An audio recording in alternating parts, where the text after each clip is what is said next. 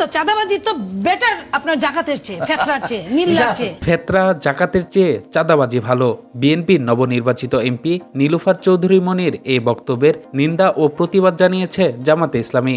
এই বক্তব্যের মাধ্যমে চাঁদাবাজির মতো ফৌজদারি অপরাধকে জাকাত ফেতরার সঙ্গে তুলনায় ধর্মীয় অনুভূতিতে আঘাত বলেও আখ্যা দিয়েছে দলটি।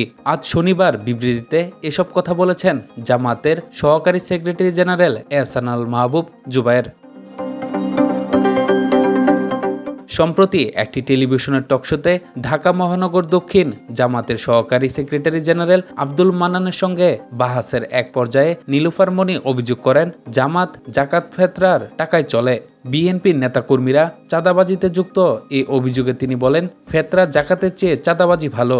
জামাতের বিবৃতিতে বলা হয়েছে, জাকাত ইসলামের অন্যতম ফরজ বিধান ও ইবাদত। এর সঙ্গে চাঁদাবাজির মতো জঘন্য অপরাধের তুলনা শুধু দুঃখজনকই নয়, মুসলমানদের ধর্মীয় অনুভূতিতে চরম আঘাত হানার শামিল।